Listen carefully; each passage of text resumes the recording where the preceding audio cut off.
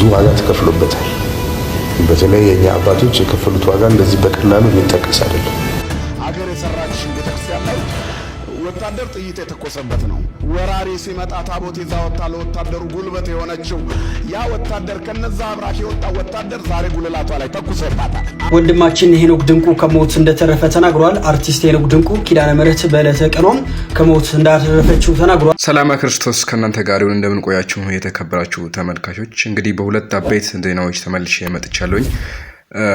እንግዲህ ያው ሁላችሁም እንደምታውቁት ሰሞኑን የኢትዮጵያ ኦርቶዶክስ ተዋሕዶ ቤተክርስቲያን ላይ በኦሮሚያ ክልል ምስራቅ ሸዋ በደብረ ከዋክብት ዝቋላ አቡነ ገብረ መንፈስ ቅዱስ ገዳም የደረሰውን በደል የደረሰውን እልቂት የደረሰውን ሞት እንግዲህ ሁላችንም የሰማነው ነው። በዚያ ጉዳይ ላይ ብዙ መምህራንም የራሳቸውን ሐሳብ አስተያየታቸውን እየሰጡ ይገኛሉ። ብዙ በቤተክርስቲያንም እንግዲህ ለእግዚአብሔር እየተነባ ይገኛል። ወደ እግዚአብሔር ጸሎት እየተካሄደ ይገኛል። ታዋቂ ግለሰቦችም በዚህ ጉዳይ ላይ ድምጻቸውን አሰምተዋል። ከነዚህ መካከልም ድምጻዊ ቴዲ አፍሮ ነው ድምጹን ያሰማው። በሌላ ጉዳይ ደግሞ ሁላችሁም የምታውቁት አርቲስት ሄኖክ ድንቁ ኪዳነ ምሕረት ከሞት አደጋ ጠብቃኛለች፣ ከሞት አትርፋኛለች፣ ከመኪና አደጋ አትርፋኛለች ብሎ የመኪና አደጋ ሰሞኑን ደርሶበት ነበረ። ከባድ ጉዳትም አስተናግዷል። የተናገረው ያስተላለፈው መልእክት አለ። ስለ ቅድስት ኪዳነ ምሕረት ያስተላለፈው መልእክት አለ። እሱንም የማስመለክታችሁ ይሆናል። በመጀመሪያ የማስመለክታችሁ የአርቲስት ሄኖክ ድንቁን ይሆናል። ቪዲዮውን ላይክ በማድረግ እንጀምር። ወንድማችን ሄኖክ ድንቁ ከሞት እንደተረፈ ተናግሯል። አርቲስት ሄኖክ ድንቁ ኪዳነ ምሕረት በዕለተ ቀኗም ከሞት እንዳተረፈችው ተናግሯል። ባለፈው ሰኞ ሰኔ 16 ቀን 2017 ዓ.ም በዳይሬክተርና በፕሮዲውሰርነት የመጀመሪያውን የሲኒማ ፊልሙን መስራት በጀመረበት በ8ኛው ቀን ጠዋት 4 ሰዓት አካባቢ መገናኛ ዘፍነሽ ፊት ለፊት የመንገዱ መካፈያ ላይ የመንገድ ትዕይንት እየቀረጸ ያለ ከተቃራኒ አቅጣጫ በፍጥነት የመጣ መኪና ገጭቶ ከባድ እግር ስብራት እንዳደረሰበት ተናግሯል። እንዳደጋው ቢሆን ዛሬ በህይወት አልኖርም ነበር፣ ነገር ግን ሁሌም ስሟን ከአፌ ላይ ይቻት የማላውቃት ኪዳነ ምሕረት በዕለተ ቀኗም ከሞት አትርፋኛለች ሲል እንግዲህ ሄኖክ ድንቁ የኪዳነ ምሕረትን የእርዳታ እጅ አመስግኗል። ወንድማችን ሄኖክ እግዚአብሔር ጨርሶ ይማረ። አሜን አሜን። እግዚአብሔር አምላክ ጨርሶ ይማረ። እንግዲህ የቅድስት ኪዳነ ምሕረት ታምሯ ብዙ ነው፣ ምልጃዋ ብዙ ነው። ከብዙ ከሞት አደጋ ተጠብቃለች። እንግዲህ አርቲስት ሄኖክ ድንቁ ጨርሶ እግዚአብሔር አምላክ ይማረ እንላለን። አሁን ደግሞ ወደ ዝቋላ ገዳም እናመራለን። ከዚህን ጀምሮ በሚያሳዝን መልኩ አምና እንዲህ ባለው ሁኔታ ቀብረው በሐዘን ላይ ያሉ አባቶች አሁንም በጭንቀትና በፍርሃት ተሞልተው ገዳሙ አካባቢ ይገኛሉ። አሁን እንደተሰማውም ከሆነ አስከሬኖች መገኘታቸውን ነው ከስፍራው የወጡ መረጃዎች እንደጠቆሙት ከሆነ አንድ አባት የገዳሙ መጋቢ ሆኖ ከ12 ዓመት በላይ ያገለገሉ አባት በግፍም ተገድለው መውደቃቸው ነው የታወቀው። ካፈናው ያመለጡ አባቶችም በጭንቀትና በፍርሃት ሆነው በገዳሙ ላይ ይገኛሉ። አባቶችን የማፈላለግና አሁንም ጥረት እያደረጉ ይገኛሉ። ቤተሰብ እንግዲህ እግዚአብሔር አምላክ ይድረስልን፣ እግዚአብሔር አምላክ ይጠብቀን፣ እግዚአብሔር አምላክ ቤተክርስቲያን ይጠብቅ። እንባ ማንባቷ ይብቃ ይበል እንጂ ምድራዊ ምንም አይነት መፍትሄ ያገኘን አይደለም። የቤተክርስቲያን አባቶች በገዳም የሚኖሩ ከዚህ ማህበረሰብ ራሳቸውን አርቀው ከዚች ዓለም ራሳቸውን አርቀው አግልለው እንግዲህ በገዳም ያሉትን እዛ ሄደው እየገደሏቸው የጨፈጨፏቸው በአሰቃቂ ሁኔታ እየገደሏቸው እንግዲህ በከተማው ያሉትስ እንግዲህ ምን ያክል ነው? ምን መተማመኛ ይኖራል? በጣም ከባድ ነው። እግዚአብሔር አምላክ ብቻ መፍትሄውን ይስጠን። የእግዚአብሔር አምላክ መፍትሄ ነው ዘላቂ መፍትሄ ሊሆንም የሚችለው። እስኪ አሁንም ከዚህ ጋር በተገናኘ መምራችን በጳውሎስን ተከታተልን እንጣና ከዛ የቴዲ አፍሮ መልእክትን እንሰማለን። አገር የሰራች ቤተክርስቲያን ላይ ወታደር ጥይት የተኮሰበት ነው። ወራሪ ሲመጣ ታቦት ይዛ ወጣ ለወታደሩ ጉልበት የሆነችው ያ ወታደር ከነዛ አብራክ የወጣ ወታደር ዛሬ ጉልላቷ ላይ ተኩሶባታል። አምነን የምንቀበለው እውነት ይሄ ነው። ተተኩሶብናል። ተዋህዶ ላይ ጥይት ተተኩሶባታል። ሰይፍ ተመዞባታል። ተገድለናል። ስላንተ ቀኑን ሙሉ እንገደላለን። ሞራላችን እንዲላሽቅ ተደርገናል። ስማችን እንዲጠፋ ተደርገናል። በብሔር እንድንከፋፈል ተዘምቶብናል። እንደ ልባቸው በመንግስት ቢሮ ውስጥ ተቀምጠው ሃይማኖት የሚያቋቁሙ ቄስ ነን ባዮች ተቋቁመውብናል። ያ ብቻም አይደለም።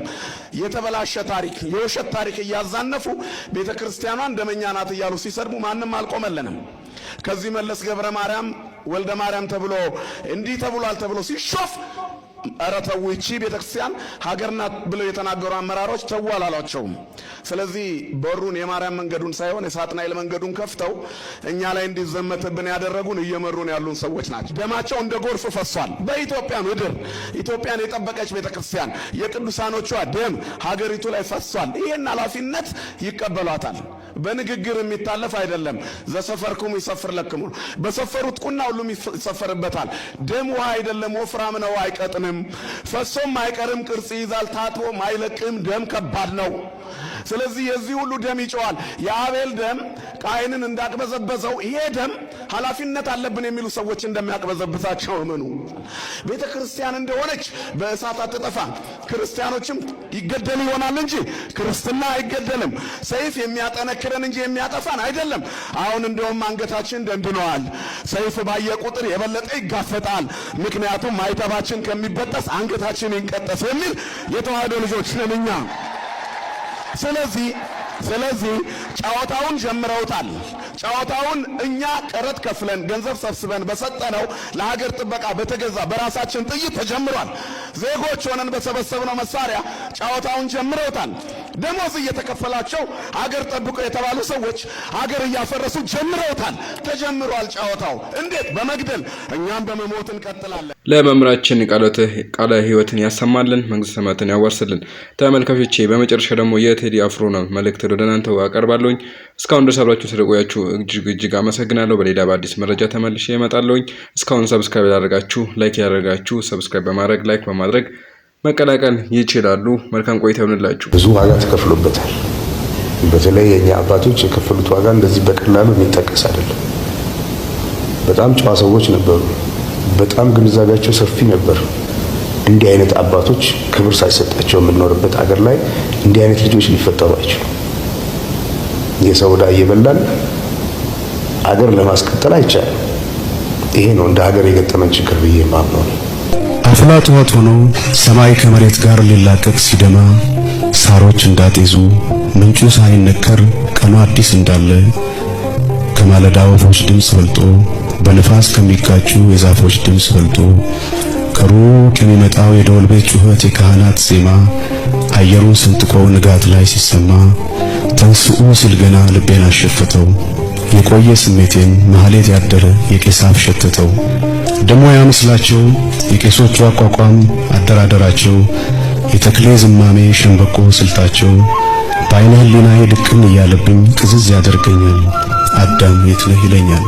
ተወዳጁ ድምጻዊ ቴዲ አፍሮ በዝቋላ አባቶች የሰሞን ጥልቅ ሐዘን ስቅስቅ ብሎ ማልቀስ የገለጸ ሲሆን ድምጻዊው ከአንድ ዓመት በፊት ለጸበል ወደዚያ ስፍራ እንዳቀናና በዚያም የነበሩ መነኮሳት በቅርበት እንደሚያውቃቸውና የነበራቸው የመረዳት ጥበብ ብሎም ዕውቀት ፈጣሪ ከላይ የሰጣቸው ትልቅ ስጦታ ነው ሲል በአንድ ወቅት ሲገልጻቸው ለመደመጥ ተችሏል።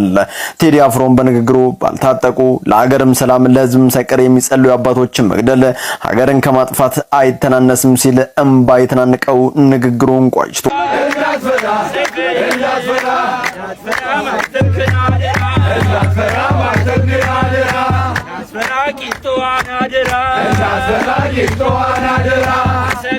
ጊዮርጊስ መሰከረ በአደባባይ ዋለ መሰከረ ስለ ጌታ ፍቅር መሰከረ ሕይወቱን ሰጠ መሰከረ